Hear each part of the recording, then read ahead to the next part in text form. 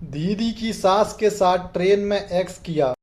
Hello दोस्तों, मैं बबलू चौधरी नॉनवेजस्टोरी.com का बहुत बड़ा प्रशंसक हूँ। कुछ सालों पहले मेरे एक दोस्त ने मुझे एक वेबसाइट के बारे में बताया था। तब से मैं रोज यहाँ की मस्त मस्त कहानियाँ पढ़ता हूँ और मज़े लेता हूँ। मैं अपने दूसरे दोस्तों को भी इसे पढ़ने को कहता हूँ। पर दोस्तों, आज मैं नॉनवेज स्टोरी पर स्टोरी पढ़ने नहीं, स्टोरी सुनाने हाजिर हुआ हूँ। आशा करता हूँ कि यह कहानी सभी पाठकों को जरूर पसंद आएगी। मेरी दीदी की शादी बनारस में हुई थी। कुछ दिनों बाद अपनी दीदी के घर गया। दोस्तों, मेरी दीदी बहुत अच्छी थी, मुझे बहुत प्यार करती थी। जब भी मैं उनके घर जाता था, मेरे लिए एक तरह के पकवान बनाती थी और बनारस घुमाती थी।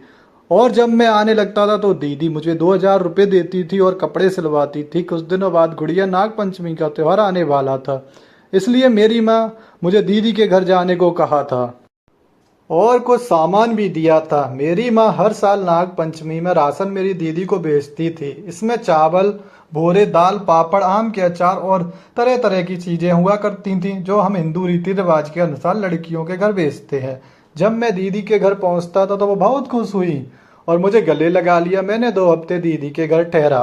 बबलू, मेरी सास को तुम चारों धाम घुमा दो, इनका बड़ा दिल कर रहा है और तुम्हारे जीजा जी के पास वक्त नहीं है, दीदी बोली।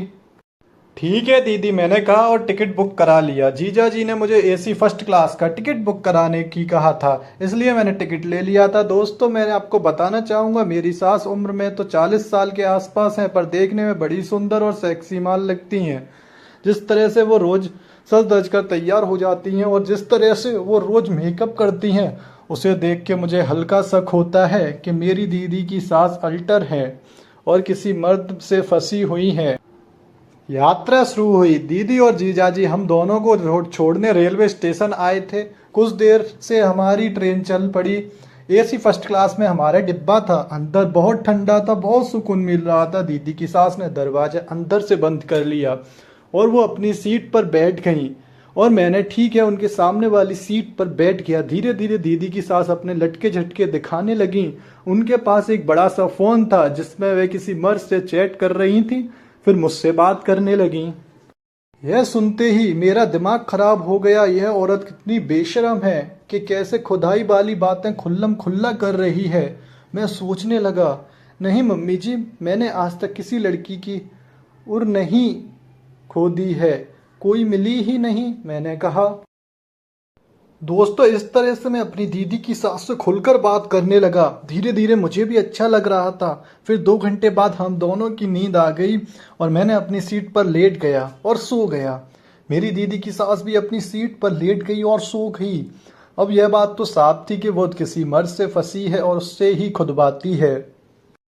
ट्रेन तेज रफ्तार से दौड़ रही थी। एसी की ठंडी हवा, हम दोनों को मस्त नींद आ रही थी। 2 घंटे बाद मेरी आंखें खुली तो मैं दंग रह गया।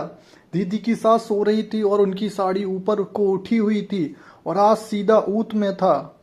मैं अपनी दीदी की सास की ऊत के दर्शन कर रहा था। शायद वो अपनी ऊत में उंगली करके सो गई और हाथ ऊत में ही लगा रह गई। उनका मोबाइल बगल में पड़ा हुआ था। खुलकर चेक करने लगा तो पता चला उनके आशिक थे। वो सोती रहीं और मेरे बारे में नहीं जान पाई। मैंने उनके पैर चूमने लगा। दोस्तों, अब यह बात साफ थी कि वो अपने आशिकों के लिए इतना मेकअप करती हैं, उनके रोज नए अंड खाना पसंद करती हैं। उसके मोबाइल में उनके कई आशिकों की फोटो मैंने खुद देखी थी, जो मुझे चीख चीख कर बता रही थी दीदी की सास एक सॉलिड बाल थी और नए नए अंड खाना उनको खास रूप से पसंद था। मैंने उसके गोरे गोरे पैरों को चूमने लगा। उसकी नंगी ऊत देखकर मैं बेकाबू हो गया था। अब मुझे उनके जल्दी से बस खोद लेना था। मैं उसकी सफ़ेद और गोरी जांघों के बीच का मुकत मैं हाथ से छूने और सहलाने लगा, फिर होठों से चूमने लगा। वो सो ही रही थी और उनको पता नहीं चल पा रहा था कि मैं उसके साथ क्या कर रहा हूँ। कुछ देर बाद मैंने अपनी पेंट निकाल दी और अपना अंड पकड़ के मैंने दीदी की सास की ऊत पर लगा दिया और हल्का धक्का दिया तो मेरा ओड़ा तुरंत अंदर चला गया। मैंने उनको खोदना लगा। कुछ देर उनकी आंख खुल गई। अरे बबलू बेटा, वो विषमसे से बोली। इससे पहले वो कुछ कहती मैंने झुक गया और उनके होठों को किस करने लगा। जो वो कहना चाहती थी मैंने उनको नहीं बोलने दिया और जल्दी जल्दी उनके होठ पीने लगा और नीचे से गमागम उनको खोदने लगा। कुछ देर में वो मस्त हो गई और चुप हो गई।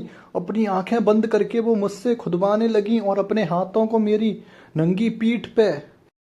मम्मी जी सच सच बताना आप अल्टर हैं कि नहीं, मैंने पूछा।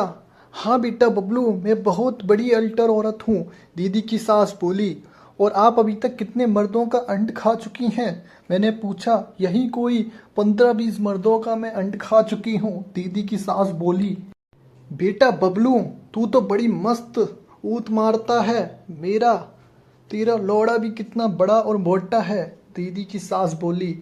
हाँ मम्मी जी, बस ऊपर वाले का आशीर्वाद है, मैंने कहा। फिर उसके बाद मैंने उनका ब्लाउज खोल दिया और उनकी साड़ी निकाल दी, ब्रा भी खोल दी।